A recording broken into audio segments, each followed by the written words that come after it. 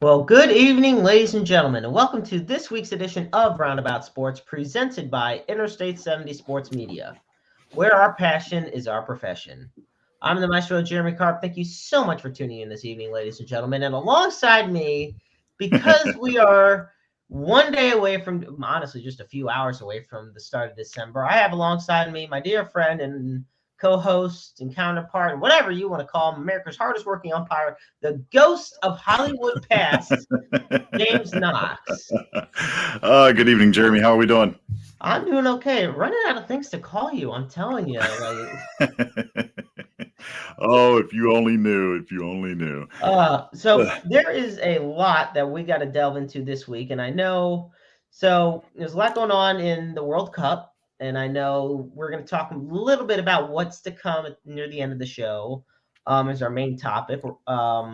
We also got what's trending in the sports world right now. A lot of things going on in the NFL, like the Los Angeles Rams continuing to prove why they are the absolute worst defending Super Bowl champions in NFL history. Which, well, I know you're happy about that. I mean, I just don't. Who am I to complain? Right. Well, I mean, I have never ever seen a team so decimated by injuries. I've never seen it like this. I mean, and now you just lost Aaron Donald for this week with a high ankle sprain. It just seems like it's something new every week. It really does. I was about to say. I mean, you also got Matt Stafford, Cooper Kupp, Allen Robinson, Ashawn Robinson, Joseph Notebaum. Yep. I mean, the list goes on and on. The list goes on, and now they're 3-8 as well, aren't they? We're pretty bad, yeah. I was gonna say, like, we're not gonna win. The only game we may win the rest of the year will be against the Denver Broncos on Christmas. Well, and it's funny because I was actually just gonna bring the Broncos up in this equation, and I'm looking at it here actually, where it says only about half of the Denver Broncos showed up to Russell Wilson's birthday party. Whoa, that says something. Which is funny because obviously they'll say, but that means the other half did show up. Yeah, but no, that means that Russell Wilson has lost that locker room practically because they just spent $244 million on and gave up first rounds and second round picks the next couple of years, gave up Noah Fant, gave up Drew Lock. I mean, all for Russell Wilson. And he ain't cooking shit right now. Denver has the lowest points per game average since the 2000 Cleveland Browns, who were just entering their second year of being a team again. So at least they had some excuse. What's the excuse for the Broncos? You have a great receiving group. You have a pretty good running back. Granted, when Javonte Williams got injured, that really took a toll on things. You trade away Bradley Chubb, one of your defensive stalwarts.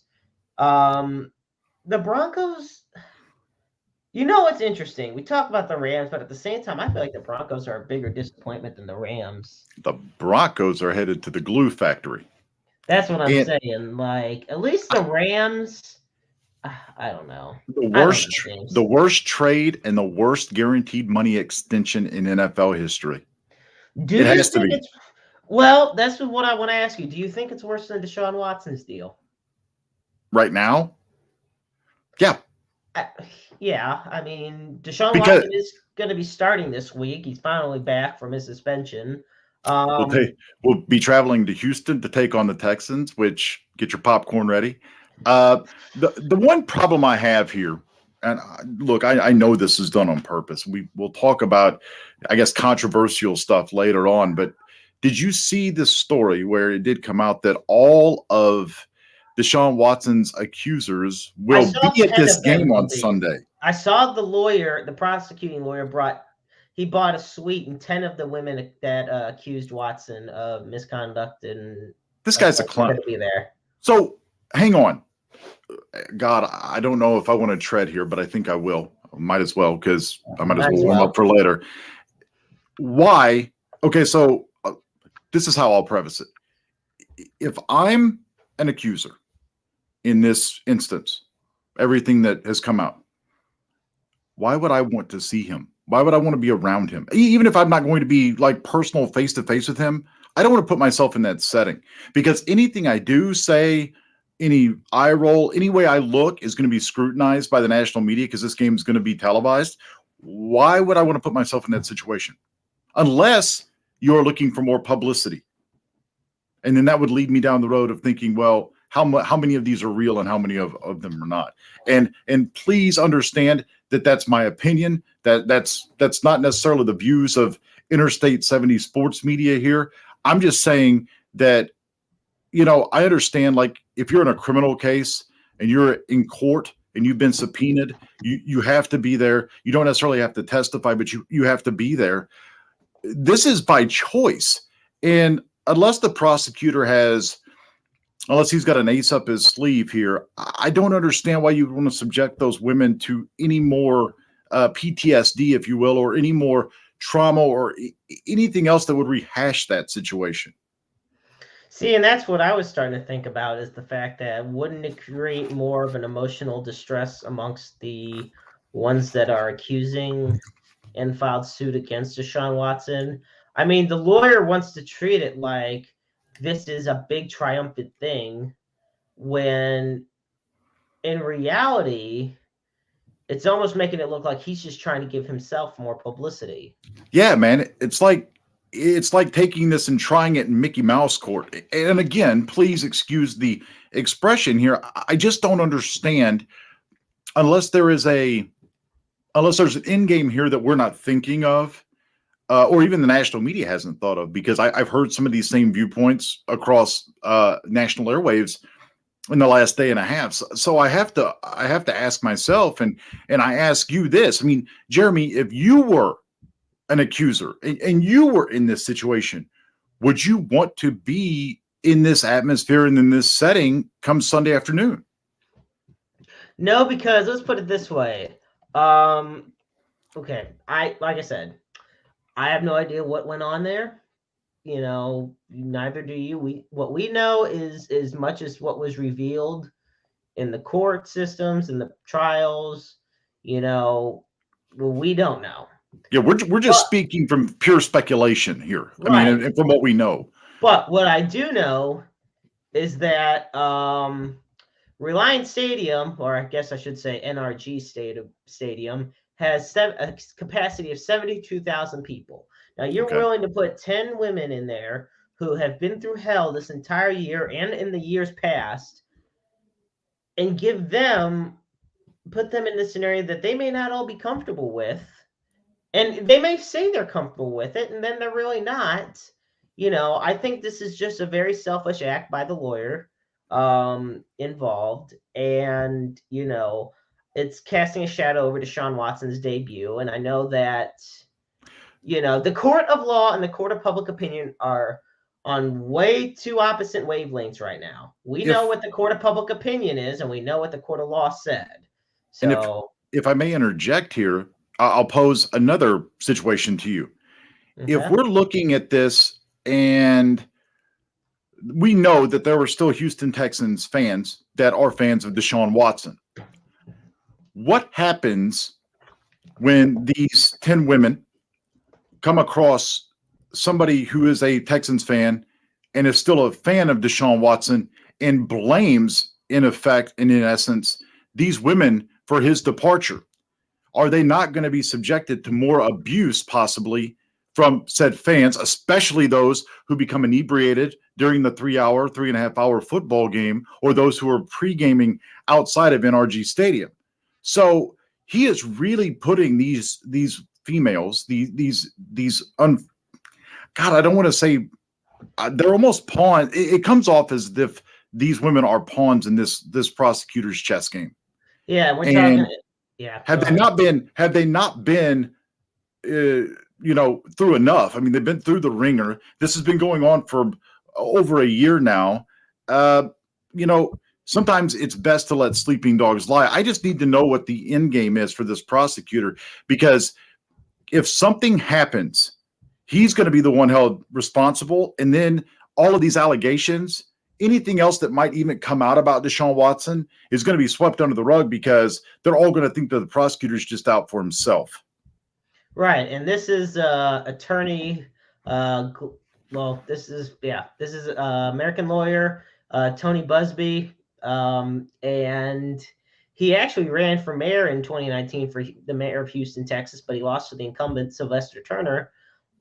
And he has a very good track record as far as being a lawyer in the state of Texas. I mean, the New York Times has published articles stating his very good track record. He's not only representing the accusers, or the clients, accusers alleging misconduct against Deshaun Watson, but he also had filed a $750 million lawsuit against Travis Scott, the rapper.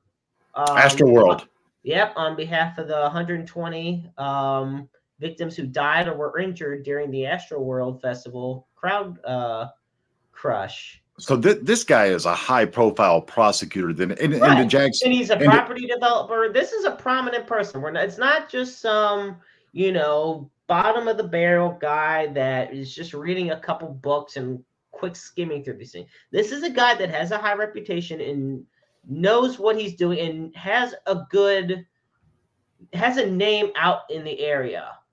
So I'm just wondering what's going through his mind by bringing, and the accusers say they matter, and they absolutely do. We're not saying they don't, because the accusers in this still absolutely matter. Just because Deshaun Watson's playing doesn't mean what's happened should just go away. Right. That's, but it's becoming so much of a circus as we head into Sunday's matchup. It really is, unfortunately. And to Jack's history's point, and by the way, thanks for tuning in tonight. If the accusers are going to be going, they are being put in a suite. Yeah, they're in a suite. Tony Busby bought them all a suite, so they're all going to be in one suite. But that doesn't mean that, obviously the suite opens up. They've got the sliding windows, and I'm sure they're going to have them open so they can watch the game. I don't understand. I mean, and even if you're in a suite or a box, you can still have stuff thrown at you, or there's going to be fans right next to them and the sections. Right. Right. I mean, and they have to get up there. And so I'm going to equate it to another high profile case of a football player. And I know murder wasn't committed here, or allegedly committed, but I mean, look at the abuse that Charles Darden and Marcia Gay Harden took in the OJ case. And there was a lot of evidence that pointed that OJ committed the crime. And, because everybody was so much of a fan of him, and he was one of the first athletes that was nationally kind of seen on commercials, on Hertz commercials, and he was like that and everything else. True. Him and Joe Namath, the first true multi big time entertainers, right? As well as that came from football. And a lot of, the prosecutors, the cops, everybody took a lot of heat in that. You can imagine, and there are going to be some, and we all know how. There's always one, at least one, that gets inebriated and crosses the line. I just to keep these women out of the limelight and having to deal with any more of what has already been a train wreck.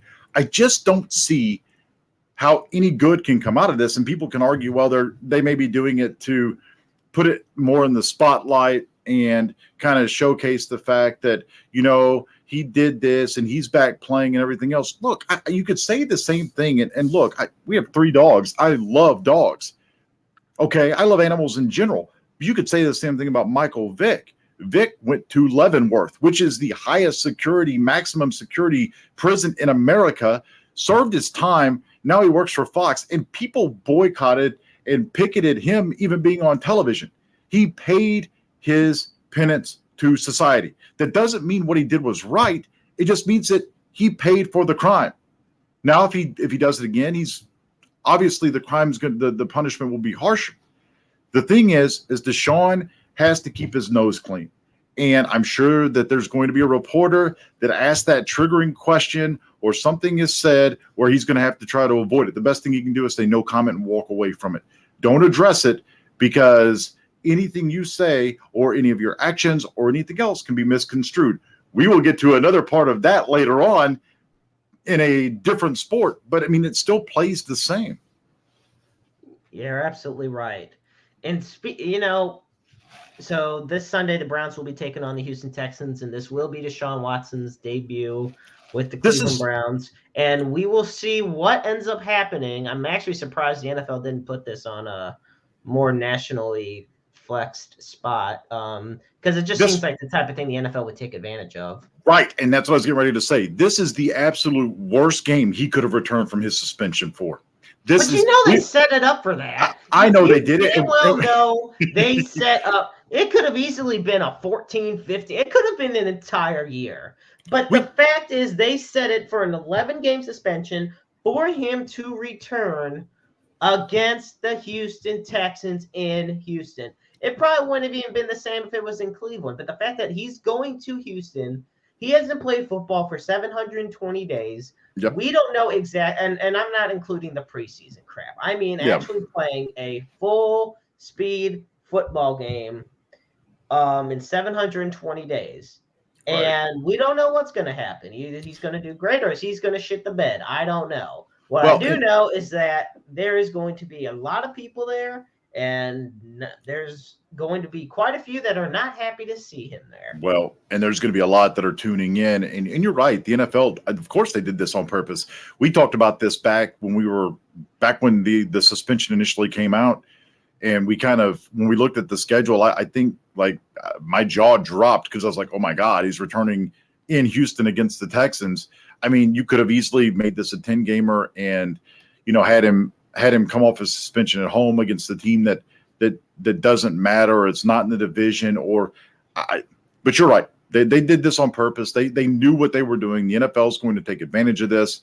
And for the 72,000 that are in attendance and for the millions watching around the world, this is going to be quite the spectacle. And I just hope, for the sake of the prosecutor and for the accusers and everybody involved, I just hope that nothing happens that brings this to a spotlight in more of a negative manner.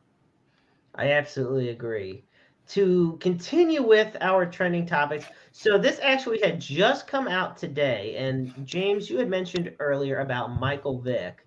So it's interesting that you brought that up, because Michael Vick is actually going to be taking part in a docuseries. And if you will just bear with me for one moment. Okay. So, So SMAC Productions and Fubo Studios will co-produce an 8-part docu-series on the evolution of the black quarterback in America and in American football. So there's going to be, and it's going to be a series of conversations with former and current players and coaches, celebrities, journalists. The leader of all of this, Michael Vick. Okay. And it's something I'm excited for. A really good friend of mine, he collects, we're both big sports cards collectors, but he has a specific collection set aside for black quarterbacks. And it's something that's near and dear to him. And, here, I believe it was not too long ago where they had 10 black starting quarterbacks in one weekend, which was the most all time on an opening weekend. And as you can see, this, I believe, took place a couple years ago, because that was when Deshaun was still with the Texans. But, you look at some of the guys that I grew up watching. You got your Mike Vicks, your Donovan McNabbs, Dante Culpeppers, which paved the way for guys such as Deshaun Watson, Pat Mahomes, Dak Prescott, Lamar Jackson, Kyler Murray. But then you got to look back at the guys that, I either saw the end of their careers, or James, you grew up watching. Right. Your Doug Williams, your Randall Cunninghams, your Warren Moons, your Cordell Stewarts, Jeff Blake. I mean, there's so many guys to name, and everyone made more of an impact. And here's one I definitely can't forget: Steve McNair. Yeah. That I think is a perfect one of the best dual threat quarterbacks when I was a child. So I'm excited to see how this goes. And, because there's so much history you can get from. You get your George Taliafieros and your Marlon Briscoe. There's so many players you can talk about. And I'm glad that they're putting it into an 8-part documentary series. Yeah, it'll be on Fubo TV. So I do not know when it will eventually air, but we'll keep you posted on that. Um, I'm also going to add in next, we have a deal that was put in place by ESPN. So ESPN and the American Kennel Club have entered into a new expanded 5-year agreement renewing the media rights for the American Kennel Club's dog sports events. And they'll distribute a minimum of 9 AKC events per year under the renewal, beginning with the Agility National Championship in February of 2023. James, so you're a guy that has dogs. First question, do you ever tune into any of the AKC events? Man, I love those things. I really do. I really do. I'm a big fan of, like, I guess you would call it the dog long jump, where they throw the ball and like they come off the little deck into the pool. Yeah, they're so much fun to watch. I mean, Okay, yeah, I do watch them. I think I really tuned in hardcore for the first time last year, and I found myself kind of glued to the television. So, I mean, oh, go ahead. No, you're good. I'm sitting here thinking, none of my dogs could do that. Well, my favorite's definitely, I mean, I don't even think it's an AKC sponsored event, but I just freaking love the Puppy Bowl when they on the Super Bowl. On the Super Bowl, like when they predict who will win the Super Bowl. I think that is the cutest freaking thing. I'm a big animal lover, so just thinking of that, like, oh my god. We sit there and watch. I'm like, how many of these dogs can I really adopt? And I'm sitting here going, yeah, I don't think the other 3 are gonna like this too much. That's the hardest part for me. Like, if I ever go to like an adoption center or something, yes, I want to take all them home. And at work, you know, family members bring in their dogs. I'm just like, I can't. This is too cute. Yeah, our three are rescue dogs. That's actually how it happened too. Oh, geez. Continuing on with trending topics, and so there's rumors going around about, we have a lot going on in regards to MLB and the free agency frenzy going on, who's going where, what's going to happen. So we take a look at the Philadelphia Phillies, the defending National League champion Philadelphia Phillies. And one thing they were really hoping for heading into the offseason is a real top shortstop. Believe it or not, Tommy Edman's been in the conversation, but now rumors, per John Morosi, things are starting to churn for them in regards to Trey Turner. Damn it. I knew that's where you were going. And he reported the Phillies are considering Turner their top priority, and they're viewed as the favorites to land the former Dodgers and Nationals. This is he basically was saying, yeah, he thinks right now the Phillies are viewed as the favorites. Trey Turner said to be many might have a preference to play for a team that trains in Florida. Of course, he's a native Floridian, a very close friend of Bryce Harper's, and began his career in the National League East. So look, I'm not going to start anything about getting Trey Turner to the Cardinals. Is it always a welcome addition? Sure. But is it a position we need? No. So Tommy Edman, I still consider him an all-star snub of the 2022 season. I will stand and I will die on that platform point that Tommy Edman should have been an all-star last year. That said, you know, how much more dangerous does a team like the Phillies get when you add Trey Turner into the equation? When you look at the team they have, and that the majority of the team's coming back next year, I mean, and keep in mind, this is a team that finished third in their division, but they made it all the way to the World Series because they got hot at the right time. Yeah. So, James, what are your thoughts on this? It's a big blinking problem is what it is, especially if he signs there. And it doesn't surprise me, obviously. He played for the Nationals and played with Bryce Harper in Washington. Put it this way. Kyle Schwarber is no longer your leadoff hitter if Trey Turner signs there. You slide everybody down one. I mean, Turner gets on, and then you've got boppers behind him. Man, that's a problem for anybody in the NL East, and it depends on how much they lose pitching wise. But you're talking about a team that sorely missed having a legitimate speed threat at the top of the lineup. Now, I get it. Schwarber gets up, you groove one to him, and before you realize you're down 1-0. That's all fine and dandy. But if you get a Trey Turner and he gets on base, not only does it distract the hitter, or I'm sorry, distract the pitcher, but so he misses his spot. Schwarber hits one, and now it's 2-0 instead of 1-0. Obviously, you're talking about bigger bases next year, which is going to lead to more offense, more stolen bases. He is the guy you want setting your table at the top of the lineup. Trey Turner, and this was 2-3 weeks ago, he was rumored to go to Philadelphia. I kind of mentioned that's where I thought he would go, and it kind of looks like that's going to be the case. And look, none of this stuff's final yet. The winter meetings are in 10 days. I think that's when the hot stove really starts to heat up. And we can tackle some of the comments that Mo made, which really lends itself to them not going after a shortstop unless the market changes. Now, I'm not going to sit here and defend Mo tonight because there's still obviously a long way to go until we get to spring training. But Trey Turner going to Philadelphia certainly makes them the favorite in the NL East. Most of that team's returning. The Mets are going to lose some players. Jacob deGrom is rumored to go to Texas.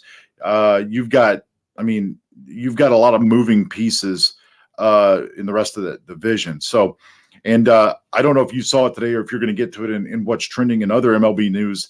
Well, Wilson Contreras, who the Cardinals, I don't know if they were really in on, because I really see the Cardinals at this point in time maybe trading for a catcher. He is meeting with the Houston Astros today. Apparently there was mutual agreement there before the Cubs kind of axed the deal at the deadline earlier this year. So, and given that the Astros already signed Jose Abreu, I mean, what an addition! Good Lord. Just what the rest of the league needs is for the World Series champs to get even stronger heading into next year.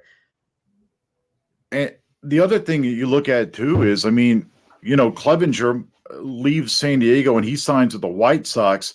So that does weaken some of that pitching over there. But the Padres are a weird team. This is kind of crazy. We go back to the mid-'90s when the Cardinals and Padres seemed to meet quite a bit in the first round of the playoffs. And, they've always been that threat offensively and the pitching would kind of catch up. Now you're looking where they kind of had both for at least this year, and now you're starting to see the armor get kind of take hits here and there. So I don't know if the Padres are just going to be a flash in the pan. Obviously, they still have to compete with the Dodgers in that division. I just don't think that the Padres and that organization is willing to spend that kind of money to keep up with the Joneses over there. I don't think they can. If there's any other team, though, that could keep up with the Joneses, it's the Yankees, and that's the Steinbrenners. And to bounce to them for a second in regards to MLB news, they have officially made it clear that the contract that they are working to offer Aaron Judge is going to be in the neighborhood of 8 years and $300 million. Straight cash, homie. With an increase likely, because let's keep in mind before it was in spring training, because Judge had set an opening day deadline to get talks done. I think it's something more athletes are doing these days to because they're knowing they're worth more than ever, and B, because they're trying to get the drama out of the way. So right. it ain't like in the NFL in week 6 you hear about them talking about Lamar. It's like, oh, too bad they waited too long. No. Right. But Judge rejected a 7-year extension worth $213.5 million in spring training. Pay me. So why the hell do you reject that? I mean, what happens if you tear your ACL or you blow out an Achilles or whatever? Yes, but that's the risk that comes with it. But here's the thing. He didn't do that. You know what he did? He broke a record that hasn't been broken since 1961. He was the judge, jury, and executioner. Yes, he hit an American League record, 62 home runs. And it's good to be king, man. It's good to be king. Hal Steinbrenner has made it clear.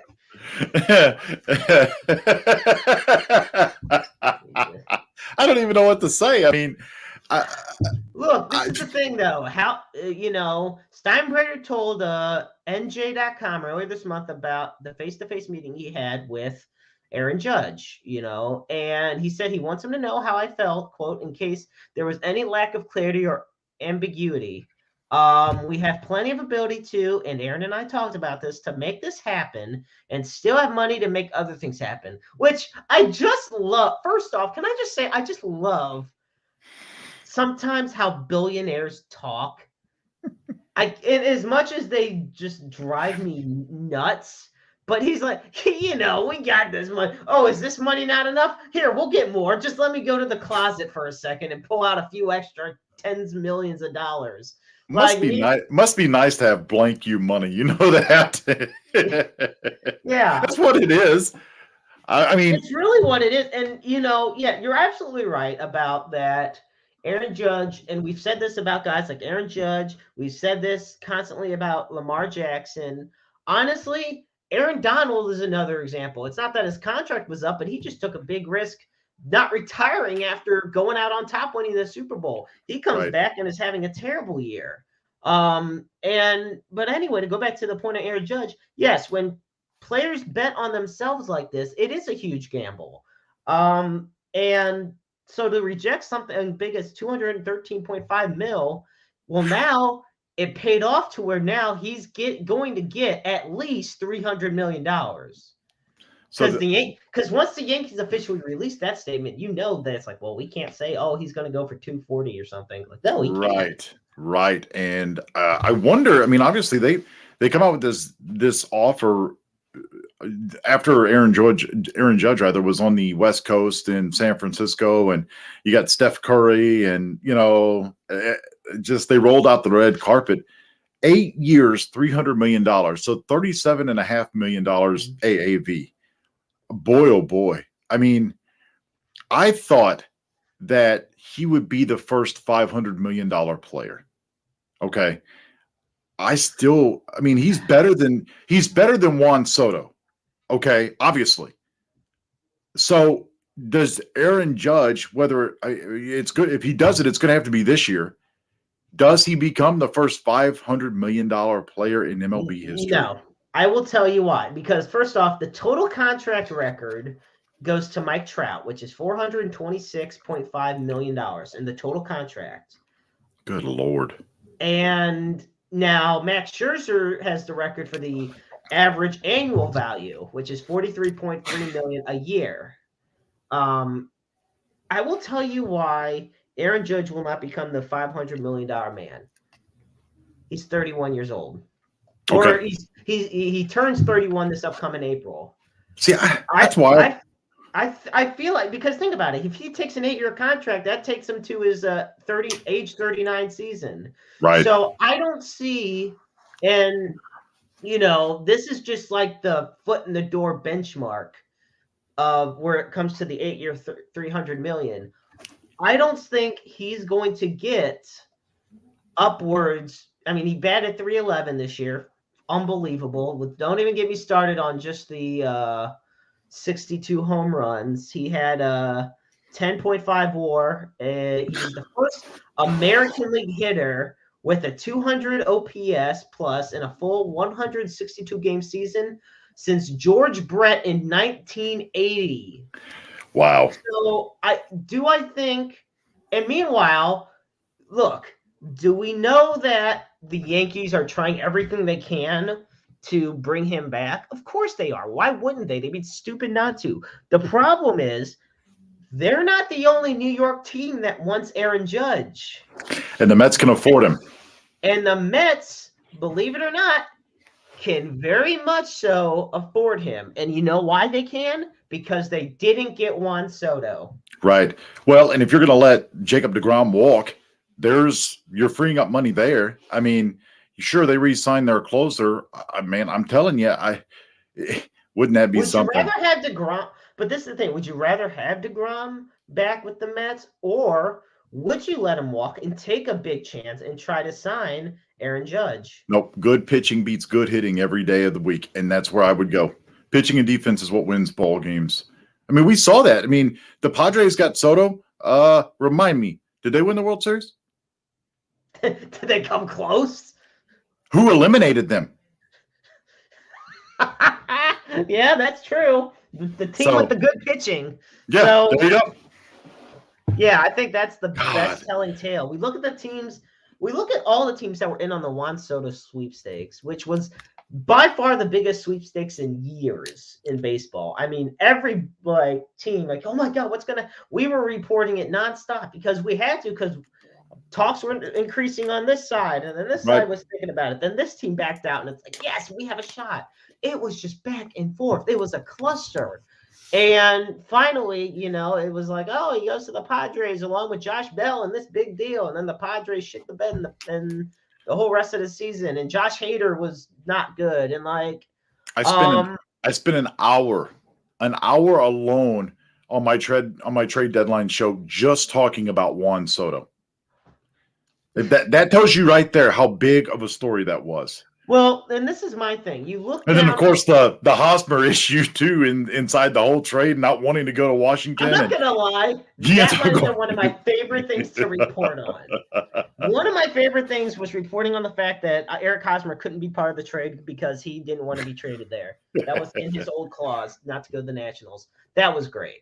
Yeah, because you and I went back and forth for 2-3 hours earlier in the day, well, what the hell is going to happen? I mean, is the trade going through? Is he going back to Washington? What's going on? Yeah. So, but let's take a look at if Aaron Judge were to go to the Mets. First off, look, people can disagree with me all they want, and this is coming from, one of the biggest Cardinal fans you can imagine. Mets already become perennial favorites to win the National League. Why? Because you got to line up with Aaron Judge, Pete Alonso, Francisco Lindor, Mark Canha, Starling Marte, Giancarlo Stanton. If Stanton were to ever go to the Yankees, but I meant to say, can't get my words out. Because the Mets also might try to get Stanton as opposed to Judge. But just imagine the rest of them. You got, can't get my words out. Alonso, Marte, Lindor, Canha, Eduardo Escobar, and Daniel Vogelbach. And the guy I actually meant to mention that I forgot, Jeff McNeil. Yeah. So you could have McNeil, Lindor, and Judge as your top three in your lineup. Put Alonso at 4, Marte at 5, Vogelbach at 6, Canha, and then you can have McCann and Nito at the 9 spot. Good Lord. Who the hell do you pitch to? But that's what I'm saying. I get what you're saying about good pitching beats good hitting. It's like the football saying where I like it's defense wins championships. Right. I get that. But at the same time, offense sells tickets. That's huge.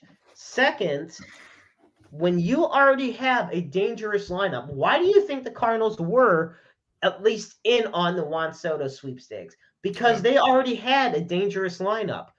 You get Soto, I'm telling you right now, that would have made them the favorites. Obviously, we saw how the offense, besides Pujols, did pretty much most of the second half of the year.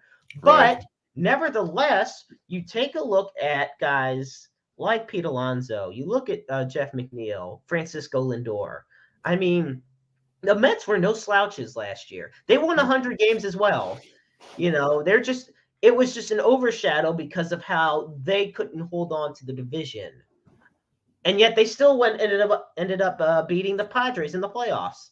Right. So the way I look at it is there's a lot of teams that are interested in Aaron Judge, but there's only a couple teams that are realistically capable of getting him. And you know what? I don't care what anybody says. I don't consider the Dodgers one of those teams. I don't know where you put him. I mean, unless it was a situation where you'd move Mookie Betts to second base. But again, I mean, really, that's an embarrassment of riches. I mean, that is the definition of killing a fly with a sledgehammer. And but I also don't think the Dodgers and that ownership group wants to be that far over the luxury tax. I mean, they have consistently stayed over the luxury tax over the last 5 to 7 years. And I think that Judge is more of an East Coast New York guy. I mean, now I understand he's from the Bay Area, and that's why he went out and visited the Giants. And boy, wouldn't that be something if the Giants swooped in and kind of just took Aaron Judge and said, here, hold my beer. But, or I guess would they be in willing to Northern pay California be hold my wine. But, Oh. you stay on the East Coast and he's built a fan base. I mean, hell, Yankee Stadium has the judge's chamber. Yeah, thank you. Yeah, out in right field, and I mean, obviously, I love that. I mean, they're all wearing the black judge's robe. I just, I mean, marketing wise, you want to stay in a big market. I mean, and I get that the West Coast is the West Coast, but I feel like if I'm Aaron Judge, like outside of the money, if I'm Aaron Judge, I feel like we have unfinished business in the Pinstripes. I really do. I mean, that's just me from a competitive standpoint going, look, we really did piss away what could have been our best chance to win a championship. We got to try to run it back. Well, I want you to listen to this quote from San Francisco's president of baseball operations. This was early this month. Is this was it Farhidi? Is that? Yeah, Farhan Zaidi, I believe. Yeah, Zaidi. Yeah. Yeah. And he says, quote, from a financial standpoint, there's nobody that would be out of our capability to kind of meet what we expect the contract demands will be. And this is the thing. A big point for athletes nowadays is guaranteed money. It's not even as much about the total contract as much as it is what they can assure themselves they can get. You see it in the NFL with Russell Wilson and Deshaun Watson. And so the Giants may not guarantee a 9-figure sum that begins with the number 3 or more. But are they capable of it? Of course they are. The payroll projects at $133 million, which is almost $70 million south of the high mark for them. And wow. And you know what? Ever since guys like Buster Posey, Brandon Belt, and all of them have left the team, Crawford, Hunter Pence, and shit, I'm just going to say it, Barry Bonds, ever since they've been gone, I mean, the Giants have lacked that one true big star. And I mean, this takes away from the fact because Aaron Judge is 6'7" and 282 pounds. I was going to ask, does Pablo Sandoval count as a big star? Because I mean, he was named Kung Fu Panda. You know what? He was a big boy too. I'll include Pablo Sandoval because he was really popular as well. But you get what I'm saying? I mean, they don't have a face of the franchise. Let's put it this way. They ranked in the top 5 17 times in their first 19 seasons at Oracle Park. Since then, they have yet to do so. Even when last year, in 2021, they won 107 games when they were expected to win maybe 70. Yeah, I think Pacoda had him at 82 wins. Yeah, so I feel like, and also the Giants, if we're going by, and I know this is where the whole analytics department comes in, but if we're going by WAR projections for 2023, as of now, the Giants are 4th in the West. Nerd alert. Yeah. Right. You got the Padres, Dodgers, Diamondbacks, Giants, and then the Rockies. And I just have to say this. The Giants are in 4th at 34.2. The Rockies are at 5th in 26.4. I'm not going to lie. Like, it's an $8 million jump. Yeah. So, yes, there is a lot to do. There's a lot to think about for a guy like Aaron Judge. And I'm going to make one more quick point on Aaron Judge in regards to him moving and honestly, on your point about him being the first $500 million man. Think of all the games he missed from 2018 to 2020. He didn't just miss 10 or 20. He He missed was a lot of injury games. prone, or at least we thought he was injury prone. Yeah, and And I, look, with him being 31 years old, he's not getting any younger.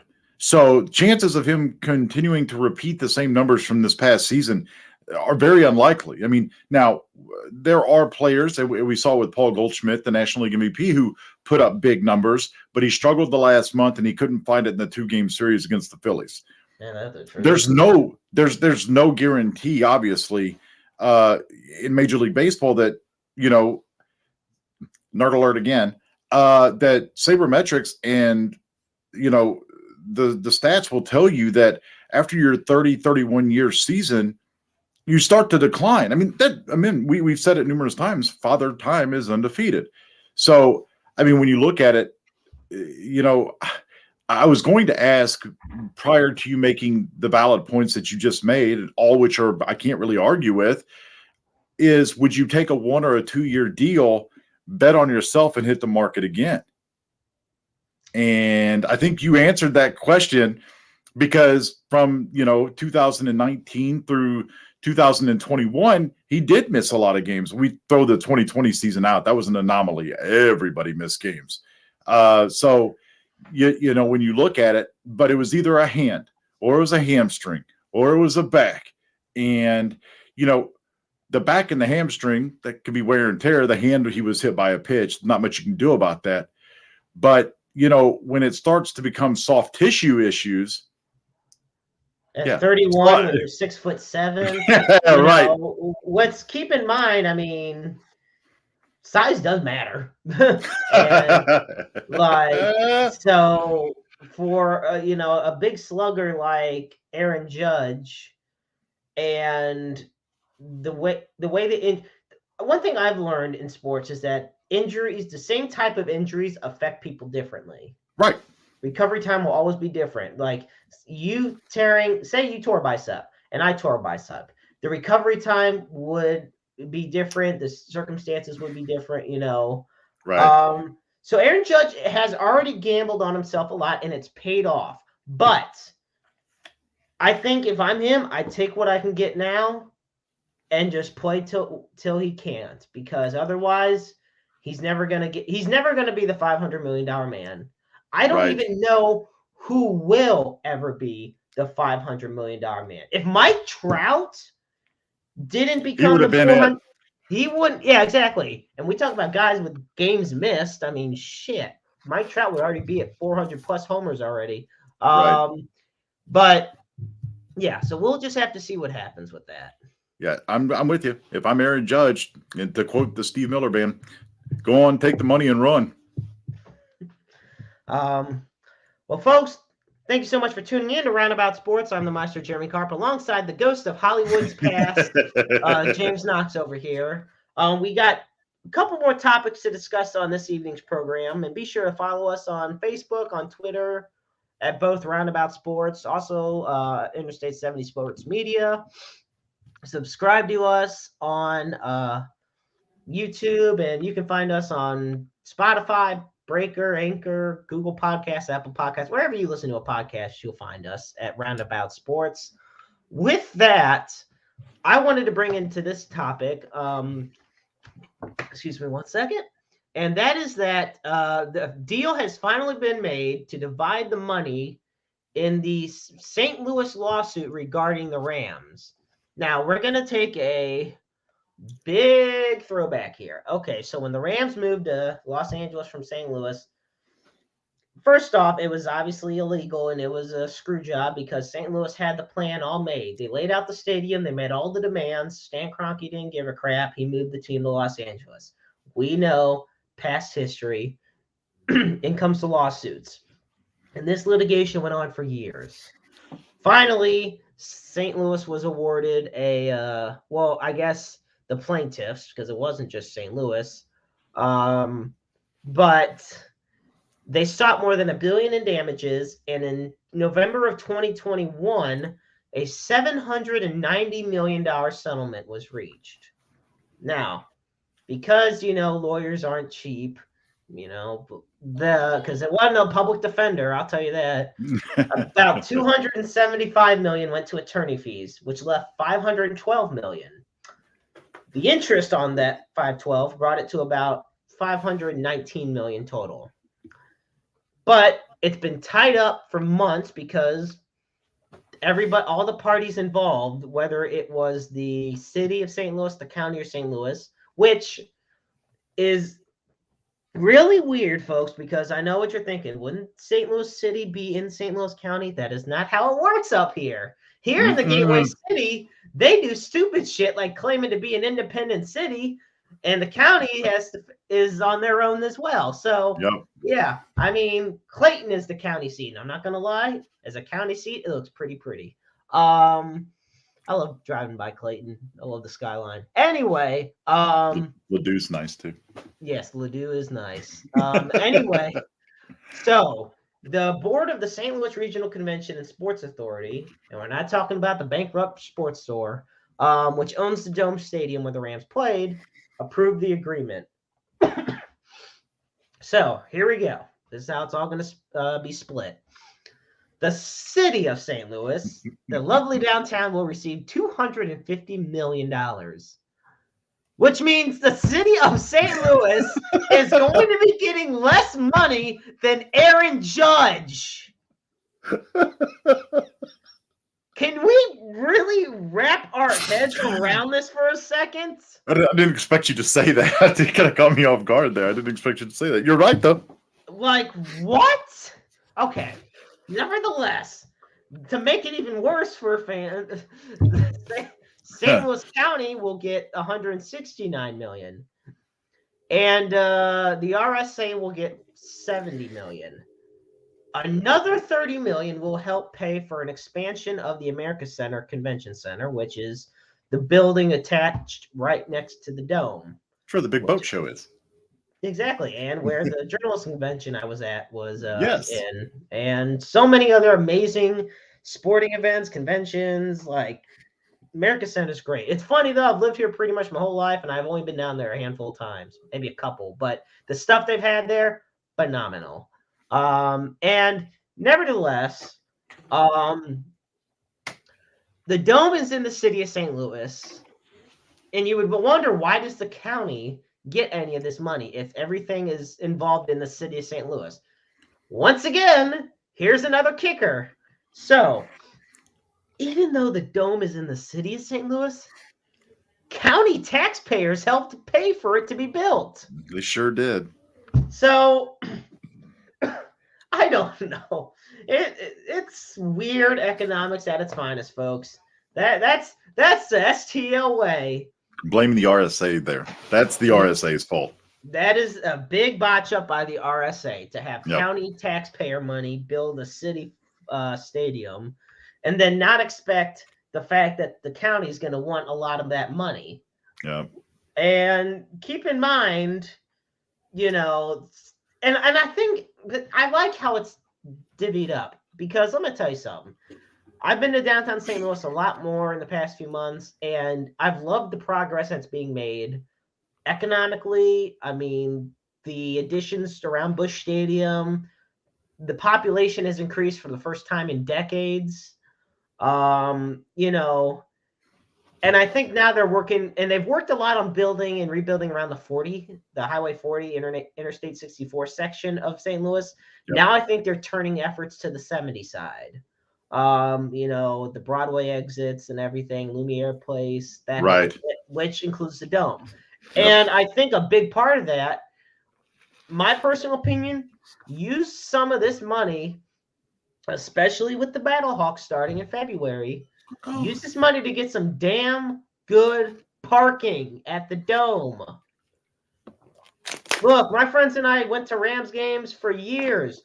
I'm just saying, look, say what you want about Busch Stadium. At least there's always parking somewhere.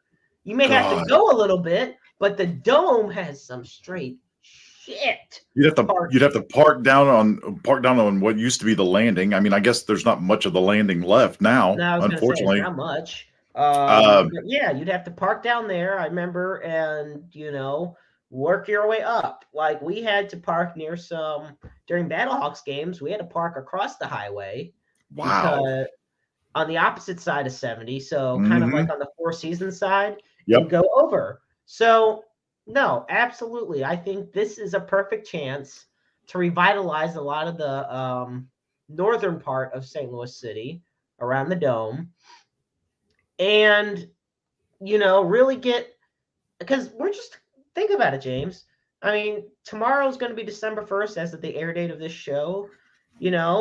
We're just a couple months away from XFL football again in St. Louis. I know. And It's great to think about. I mean, at one point, we only had two professional sports teams. We're back. We're at four now. Yeah. We got STLFC. We got the Blues, Cardinals, and Battlehawks. You got great local teams like the Ambush. Who, congratulations to the Ambush on winning their opening game 5-4 against the Kansas City Comets. That was In overtime. Yeah. in overtime. So definitely exciting to. They start back on December 10th. So it's a couple weeks off, but we're excited to get back there and go to Family Arena in St. Charles and see them play. Yes, sir. But no, I think, and for the county, whatever they think they need to spend it or save it on, RSA's already made it clear for them. But the whole thing about the Dome at America Center is just so, and you were around when the Dome was being built. I was. Back when it was the TWA Dome. The Trans World Dome. Yes, sir. Yep. And wow. Days, right? Yeah, right. No doubt. Yeah, I was gonna say I remember when TWA's headquarters was in St. Louis. So 1 in 15, Tony Banks led. That's right. Coached by Rich Brooks. Ooh, that hurt my stomach just thinking Tony about Banks. That. See Leonard Little, Eddie Kinnison. Sadly, Jerome Bettis, which sadly turned into Lawrence Phillips. Yeah, not great. I'll never forget. One quick side note as we reach the hour mark in our program. I'll never forget what the late great Jim Hannafin, who recent anniversary of his passing. God rest his soul. What a treasure.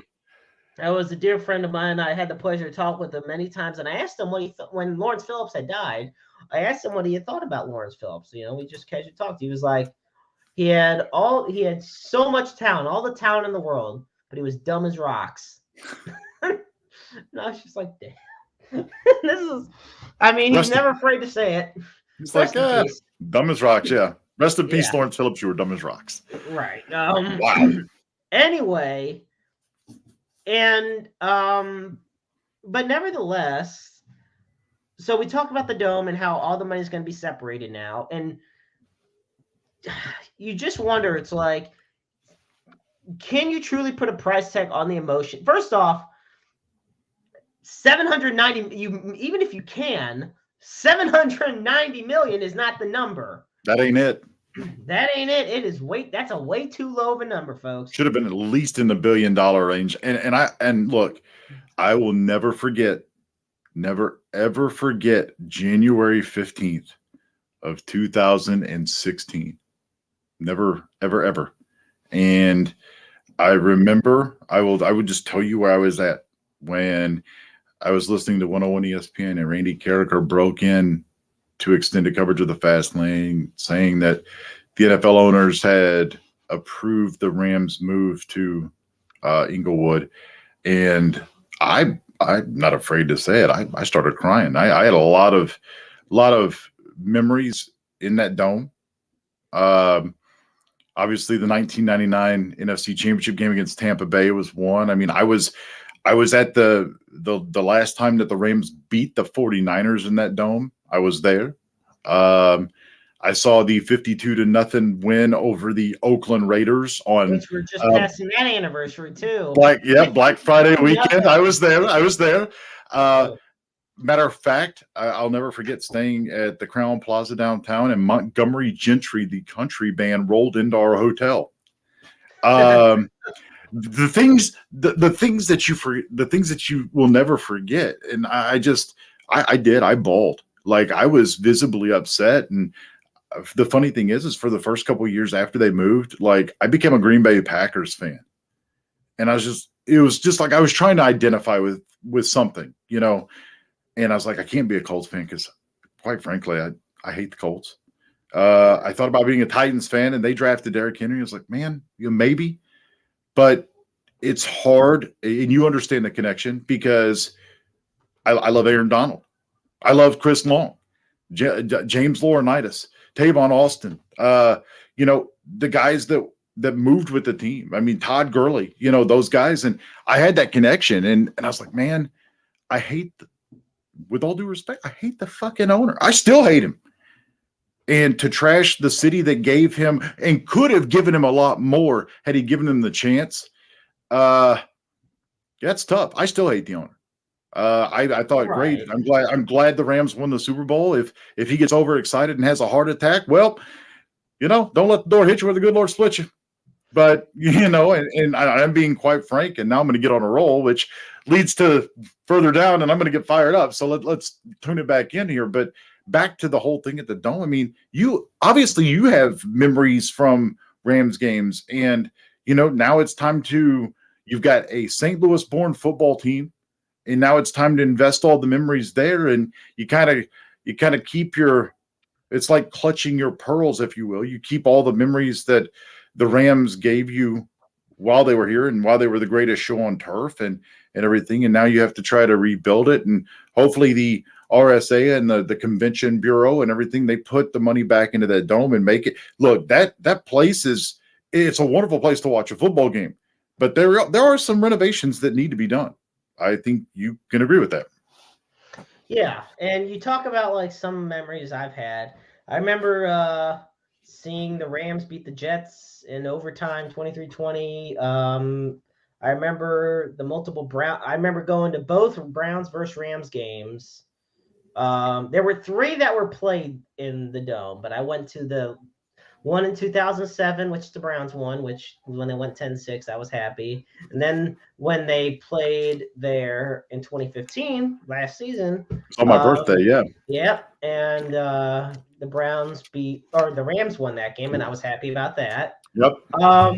And then, there he is, the Night Owl from the world-renowned Wrestle Talk podcast, who last week decided to the Dwayne Gill incident will forever go down in infamy. the Dwayne Gilbert incident, which anybody feel free to message me and wonder if you want to know what the hell that's all about, because oh my God. But check out the Wrestle Talk podcast every Tuesday night. I'm telling you folks, it's the best wrestle podcast out there. Going back to the Rams talk. So I was there when the Rams played the Broncos and won 22-7. Peyton Rodney McLeod clocked them. Sanders yes. Next year. I was there when the Rams beat the Niners and Frank Gore just went. Actually, was it the Niners that beat the Rams? No, it was the Rams that beat the Niners because after that game, Mike Singletary got fired. Oh, that's right. Is that the game where Reggie Bush went stupid? I think that's the game Reggie Bush went. Yeah. So I look at all the memories, and the fact that the Rams even had the attendance they had, given that their team was being intentionally shat to the ground, like it amazes me. And this is not obviously the first time St. Louis has been screwed out of a football team. And there were talks that in this lawsuit, St. Louis was going to lobby for another NFL team and an expansion team, and they were well within their right to receive one. Because the NFL is all about expansion. I mean, hell, they're talking about going to freaking London and Germany and Mexico City, so they ain't afraid of expansion. No. So I digress. All I know is that we're gonna have to keep an eye on how the money gets. We know how it's separated. Now we're gonna see how it's put to good use, and we hope it's put to good use. Now, my question for you is, Jeremy, and I kind of kept up with it today. I read the story that the Post-Dispatch put out about it. Do the aldermen are they the ones that have the say on how this money is used in each district or precinct? I mean, because let's face it, the aldermen were a very difficult hurdle to overcome in even being able to get, a new stadium built downtown, or, before all of it passed. It seemed like one alderman meeting after another, after another, after another. Are they the ones that decide how this money is dispersed in terms of it being put to use in the community? From what I believe, it will be up to the separate, according to the Associated Press. They have not made any specifics on if it will be up to the alderman to decide how the money is split up. But what I do know is that there's going to be some kind of board or trust, probably. Thank God. There's going to be something set up, most likely, to oversee the money, to make sure it's not going to be just one person who has it in their basement, says, "Hey, let's throw this crap away and let's just spend it on all this." Put the DeWitts in charge of spending it. It will never get spent. I was gonna say, look, if you want a good savings account, the DeWitts are just down the road. They're just across town. If you want to save that $250 million. If you want to go even further down the road and see how it's spent wisely, Chaffetz Arena is about a block and a half further if you want to go. No. Mm-hmm. Yep. Yeah. There's so many things I could say, but I know. I kind of set you up for that. My fault. You set me up for that. I was like, Once again, if you want to see how it's spent poorly, well, I mean, we'll just see how Aaron Judge's contract plays out. Only thing I can say is, and Josh, thank you so much for tuning in. And here's something about Worldwide Technology Raceways talking about stadium and hotels. And yeah, that would be wonderful as well for Worldwide Technology, and that area over in Madison has needed to be developed for a very long time. They have that golf course that's a little further down. Now I think it's all used for parking now. That is, the only problem is how far could you expand? Because obviously there's landfills and everything over on the east side. Big surprise there. But I guess landfills, strip clubs, and truck stops. I guess that's pretty much all that stretch is there. So really, it needs to be developed. And Josh and I have talked about this before, about how you could almost build. Obviously, Worldwide Technology Raceway is not screams NFL. Boy, doesn't it? That and falling asleep on the airplane and not wanting to buckle your seatbelt. I'm talking to you, OBJ.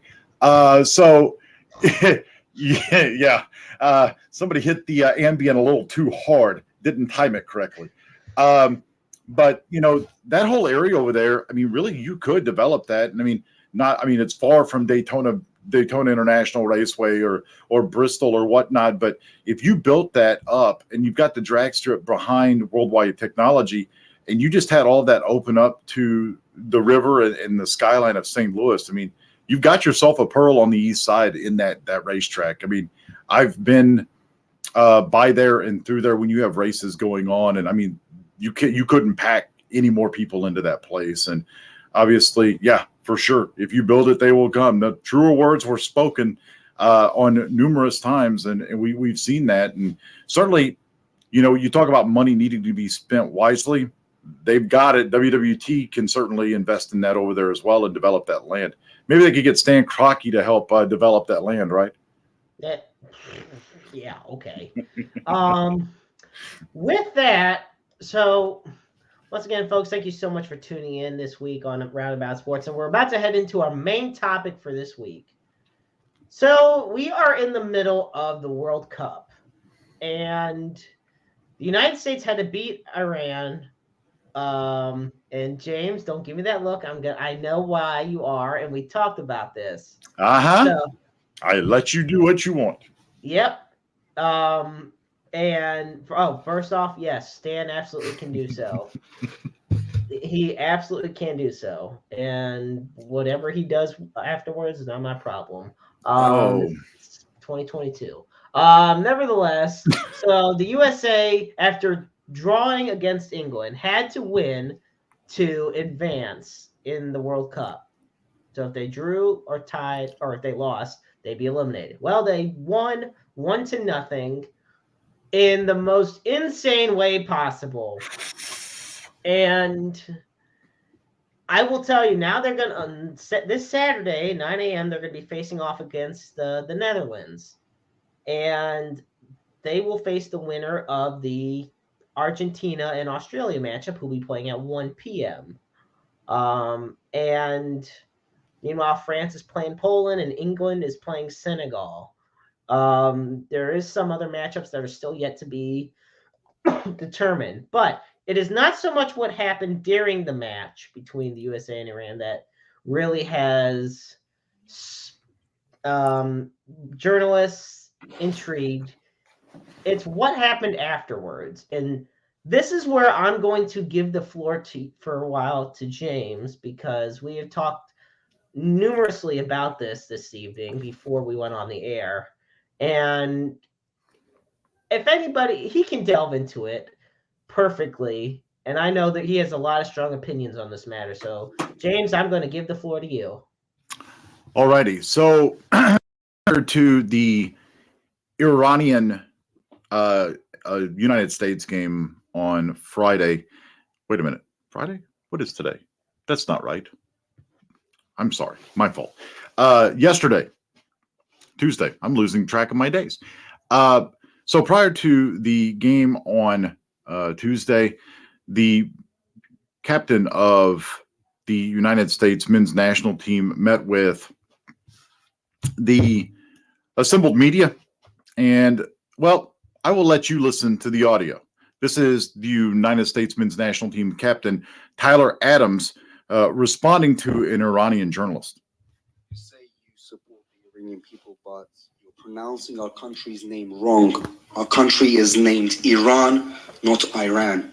Please, once and for all, let's get this clear. Second of all, are you okay to be representing a country that has so much discrimination against Black people in its own borders? And we saw the Black Lives Matter movement over the past few years. My apologies on the mispronunciation of your country. Yeah, that being said, there's discrimination everywhere you go. One thing that I've learned, especially from living abroad in the past years and having to fit in different cultures, is that in the U.S. we're continuing to make progress every single day. I grew up in a white family with obviously an African American heritage and background as well. So I had a little bit of different cultures, and I was very, very easily able to assimilate in different cultures. So not everyone has that ease and the ability to do that, and obviously it takes longer to understand. And through education, I think it's super important. Like you just educated me now on the pronunciation of your country. So yeah, it's a process. I think as long as you see progress, that's the most important thing. Alrighty, so that was the 23-year-old captain of the United States men's national team, Tyler Adams, on Monday. Prior to, and look, I'll take it right now. He's 23 years old. Yes, exactly, Devlin. And that's kind of where I was going. He handled extremely well for a young player who's also the captain. Tyler Adams, if you're not familiar, he did grow up in a white household with an African-American culture as well. He's well-versed. He's been living overseas and abroad for the last year and a half or so. And he's had to fit in. And he's had to he's taken discrimination. He's taken plenty of it. And the way he handled that was with the utmost class. And he even apologized for mispronouncing the name of the country. Now, I myself mispronounced the name of that country last week on this show, referred to it as Iran. Iran. I mean, we've all heard it different ways, and I didn't do it out of malice, and neither did Tyler Adams. So when we look at this, I just in that audio, by the way, courtesy of Fox Sports, we look at a situation in which, let's go back to the Iranian game Iranian match rather, against Wales. A game in which their own players did not sing the national anthem of their own country in support of a protest of civil rights, human civil rights in that country. What soon then followed were threats towards the players' families and threats of violence and death and harm and torture.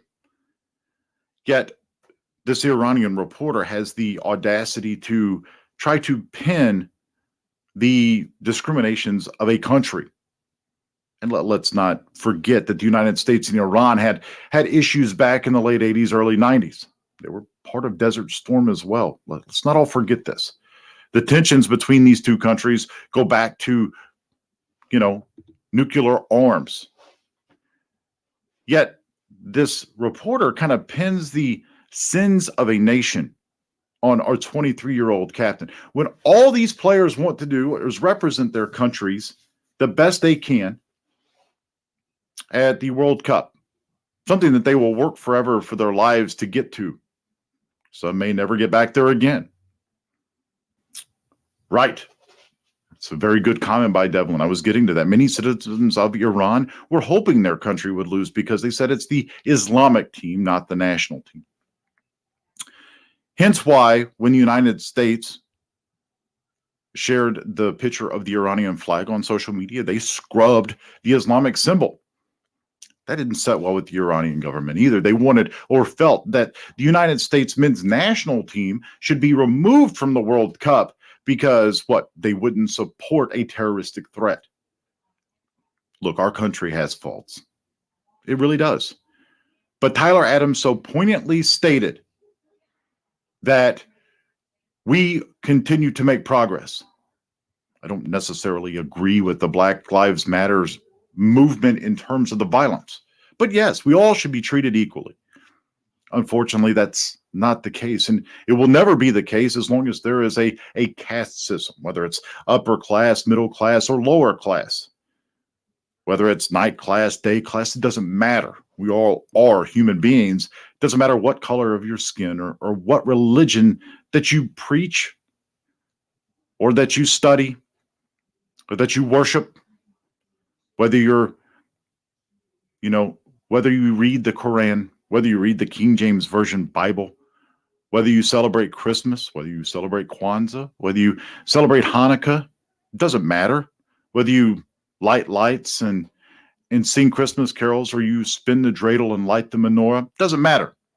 And it shouldn't matter. And it shouldn't matter in a celebration of the world's game. I'd like to think that baseball is America's national pastime. I grew up in St. Louis, not originally from there, but I grew up there. I know how big soccer was in Granite City. We won numerous state titles. I know how soccer conformed and changed the society of St. Louis. And Josh, you're right. Any movement will not be successful if you're destroying your community in the name of progress. This goes in so many ways, whether it's geoeconomical, whether it's geopolitical. You're right. And you're right. It's a country that doesn't want to sweep its own back porch while telling you yours is dirty. I always said that those who live in glass houses shouldn't throw stones, especially if your glass isn't shatterproof. But we look at this interview, and there are thoughts that maybe the reporter was put there at the behest of the other reporters and was done so by the Iranian government just to see if they could stir the pot. I know at 23 years old, had somebody said that to me, I probably would have fired off. Probably something smart ass and probably something that would have gotten me in a lot of trouble. Josh, you would have too. I knew you at 23. Remember that. But when we look at it, Tyler Adams worked his tail off to get to where he was at. There's a reason why he was the captain of that team. There's a reason why he is the captain of that team. There's a reason why the United States were able to persevere and knock off Iran 1-0 on a very, well, for the lack of a better term, a very ballsy goal by Christian Pulisic in the 38th minute. Don't make this about politics. Don't make this about the governments. It doesn't make this about tension or nuclear warfare. It's supposed to be a celebration. There were so many arguments about even having this event in Qatar because of how they treat their human civil rights, how they look upon certain people, certain races, certain genders. Kind of compare it to, well, common day would be the WWE in Saudi Arabia. Many people against that because of how Saudi Arabia treats their civil rights. I will compare it to one more setting. I watched a documentary on the Miracle on Ice. The United States knocking off the Soviet Union in what was the turning point of the Cold War. Vladislav Tretiak, who was the starting goaltender for the Soviet Union and the Red Army team, who's now an NHL goaltender coach, did an interview stating that once they returned to the Soviet Union, they were punished. Some were jailed. Some were tortured by the Red Army and the Soviet Union and the Kremlin. They were punished. Families were punished. I agree, Devlin. Congrats to Yunus Musa for also a great performance and a happy 20th birthday to him. That kid has got one hell of a future. You know, I didn't necessarily agree with Berhalter's strategy. Would have loved to seen Gio Reyna, but that's neither here nor there. We can discuss that next week, hopefully after a win against the Netherlands on Saturday morning. I just think that what happened in what was a fantastic match, that Iran-United States game was, I mean, there were a lot of chances. It was back and forth. There was a lot of tension on the pitch, but it was good. And Josh, you're right. In lack of general knowledge or inability to accept defeat and eat crow, the go-to is to deflect and point out faults or inequities. But understand, Josh, that this press conference with Tyler Adams was prior to this match. I haven't really heard anything from the Iranians or the reporters since then, and I don't really expect to, because those who know that they have done you wrong, well, quite frankly, they have the tendency to avoid you. It's my parting shot on the World Cup. Congratulations to the United States men's national team. They will take on the Netherlands Saturday morning at 9 a.m.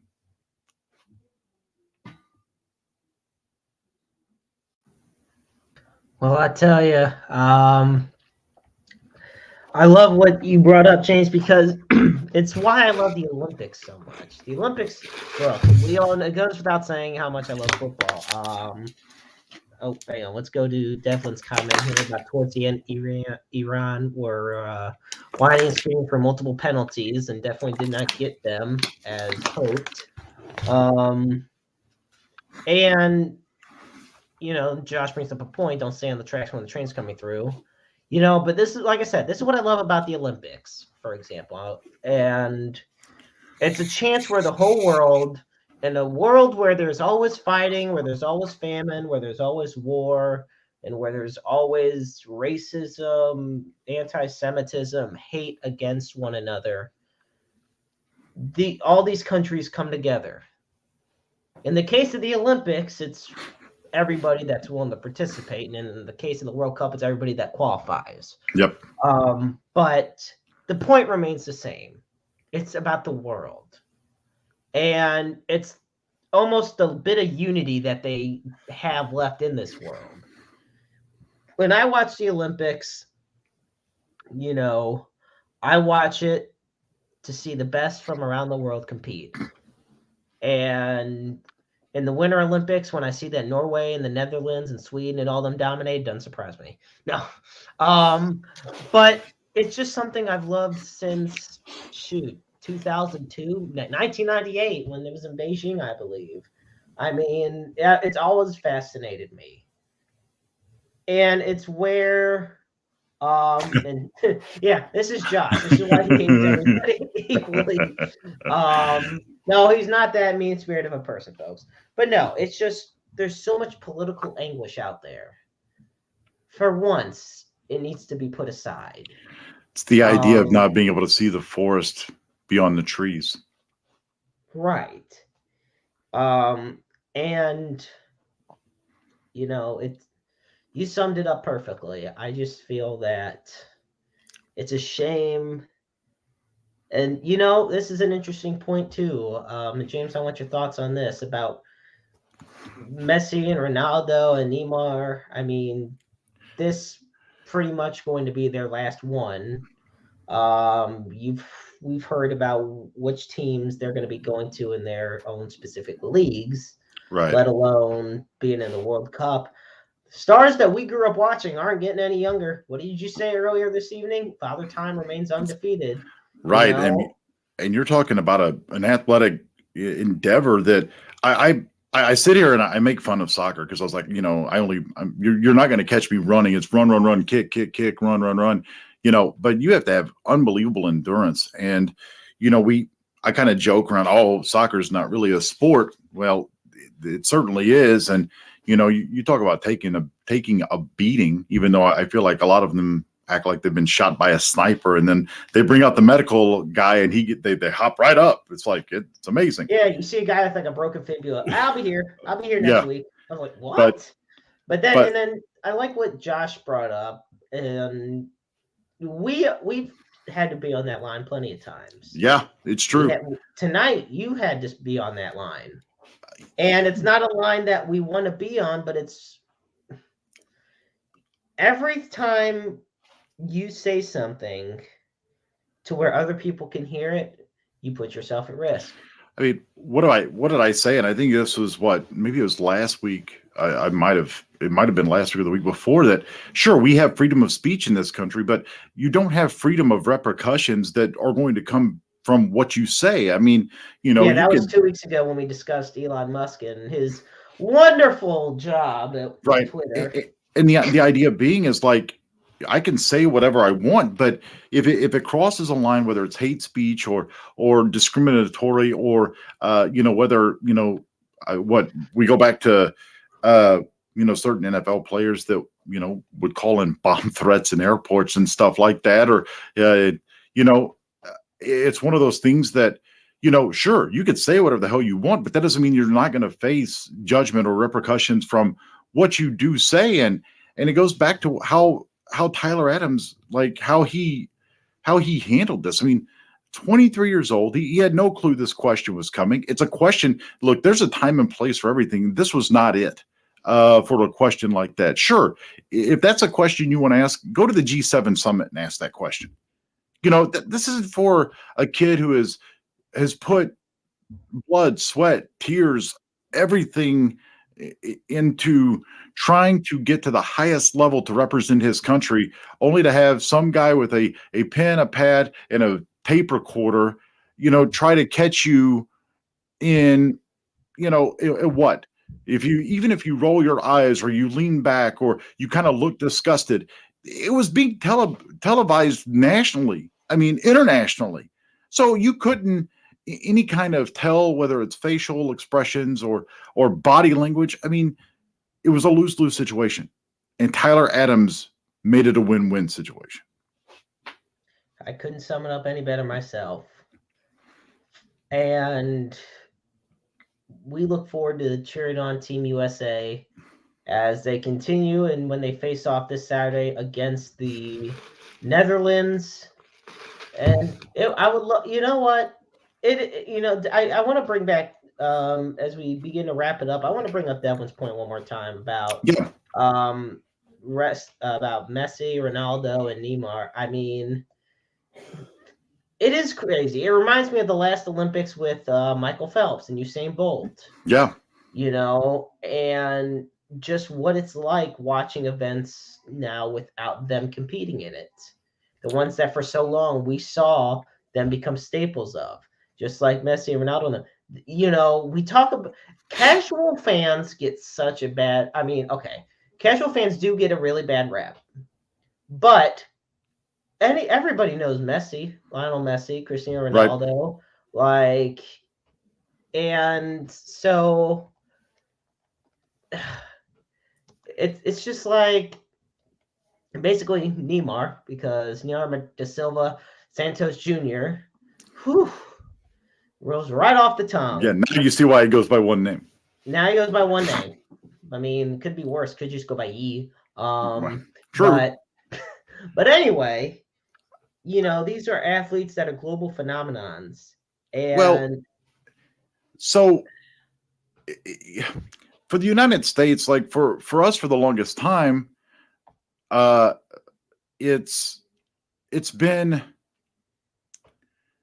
like for us it was always the women's soccer team, which was the better team. Now we had, we did have Landon Donovan and Tony Miola, and I mean that's back late 90s. You had Gio Reyna's father, who played on that team. It's crazy when you think about, like, go back to that team, and I think of 99 and Brandy Chastain and Mia Hamm, and obviously Brandy Chastain is probably most known for the black bra, the black sports bra, when she takes her jersey off and she's running and she slides, and I mean celebrating the PK goal. I mean, for us it was always women's soccer. That's funny. But we didn't have a reason to get that excited about men's soccer in this country. Now, let me rephrase that. We didn't have a reason to get that excited about men's international soccer in this country, because this was the year, like everybody's looking at it going, now if we would have not gotten out of the pool, which you had to beat Iran to do so, and you did, knocked them off 1-0, we start looking ahead to 2026, and it's like we host that World Cup. That World Cup is here. So thankfully you're able to do what you need to do.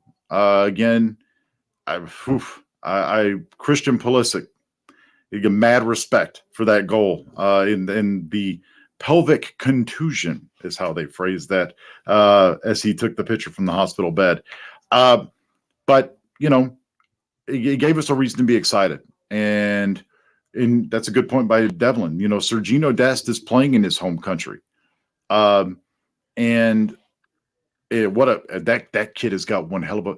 There are so many young superstars that are just waiting to blow up on this men's soccer team. And that I think Josh, what you'll see is when St. Louis City starts playing the MLS in 2023 at City Park Stadium, I think you will see how.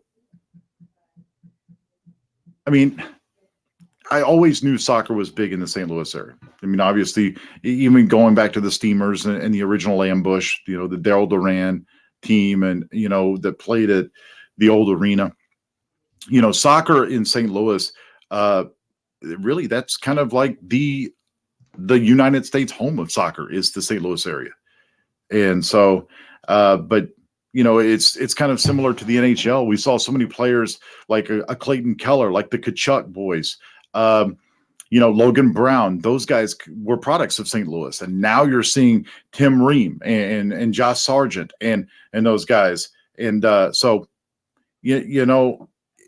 St. Louis is a hotbed for so many athletes, and now you're going to see that on an international scale. So it's good. And again, we'll cheer on the United States, and in the words of Ted Lasso, just got to believe. Amen to that. Well, James, I tell you, it has been another amazing show in the books. Folks, we want to thank you so much for tuning in this evening on Roundabout Sports. Before we go, we always close our show by putting up the National Alliance of Mental Illness helpline. It's 1-800-950-NAMI.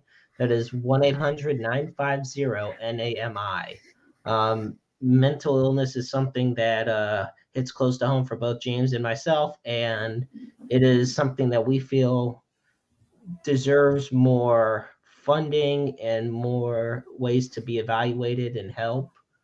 And also, I want to put up the Suicide and Crisis Lifeline. To dial, you just dial 988. It used to be a longer number, but now it's just 988. It's open 24/7, 365. 366 on leap years.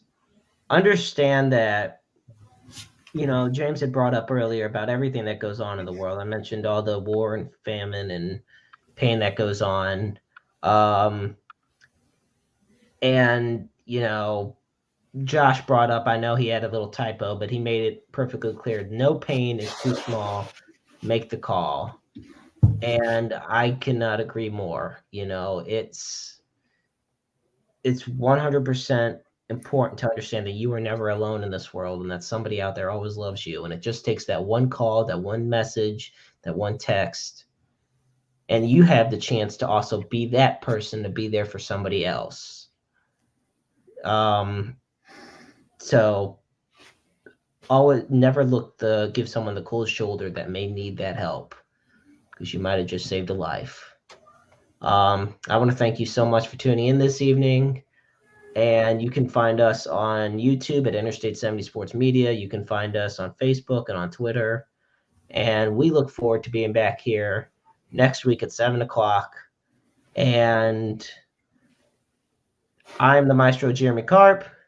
He is the ghost of Hollywood pasts, James Knox. I'm going to have to start getting used to that for the next couple of weeks.